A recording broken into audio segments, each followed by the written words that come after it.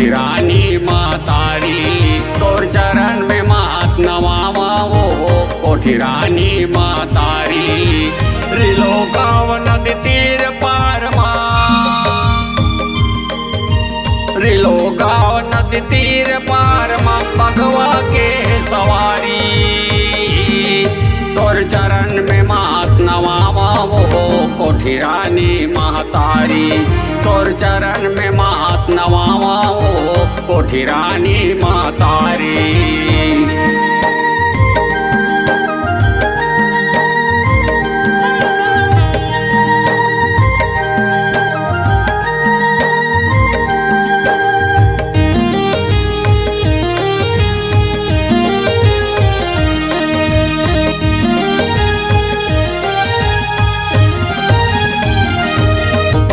तोर भवन मयूरा नाचे पंख पसारे कलगी, तोर कृपा में सब जनता के भर गे कोठी ढोलगी।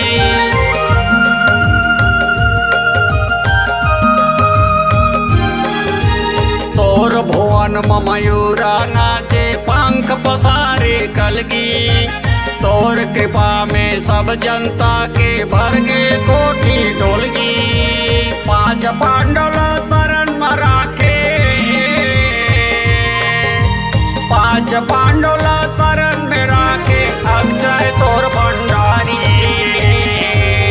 तोर चरण में मात नवावा वो कोठी रानी महतारी, तोर चरण में मात नवावा वो कोठी रानी महतारी।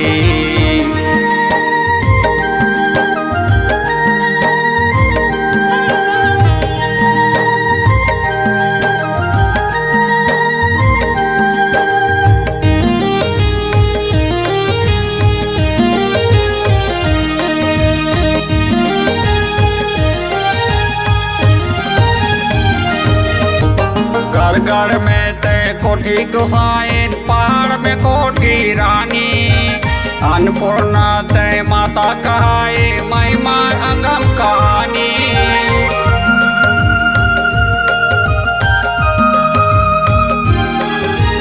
घर घर में ते कोठी गोसाइन, पहाड़ में कोठी रानी, अन्नपूर्णा ते माता कहाए महिमा अगम कहानी। सकल जीव वरदाना पानी,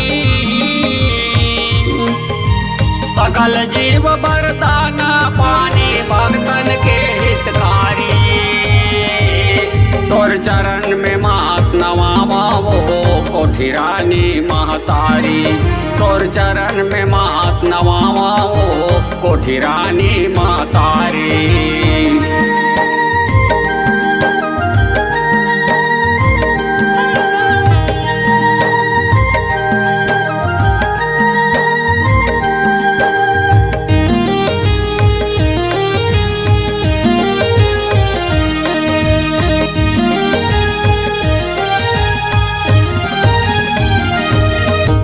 रानी मैया जीवन पलायन बहा के पानी पसिया, कोई पसिया ला मांड कहते बन गे मांड नदिया।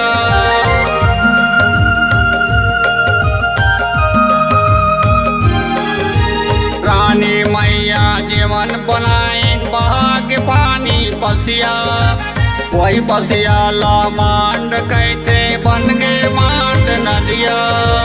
घाट घाट पुंजदाई काए, घाट घाट पुंजदाई काए डार माँ बंजारी, तोर चरण में मात नवावा वो कोठी रानी महतारी, तोर चरण में मात नवावा वो कोठी रानी महतारी।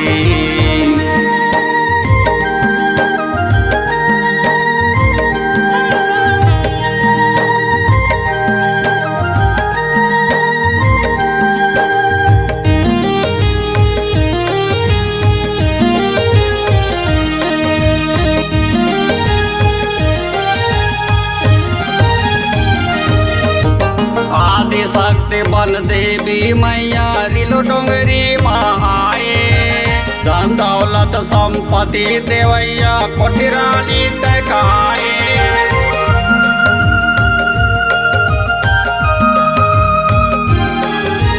आदि शक्ति बन देवी मैया रिलो डोंगरी महाए। धन दौलत संपत्ति देवैया कोठी रानी तकाए। नेते राम तोर जस लगावे, नेते राम तोर जस लगावे, माता के महिमा भारी। तोर चरण में मात नमावा कोठी रानी महतारी। तोर चरण में मात नमावा कोठी रानी महतारी।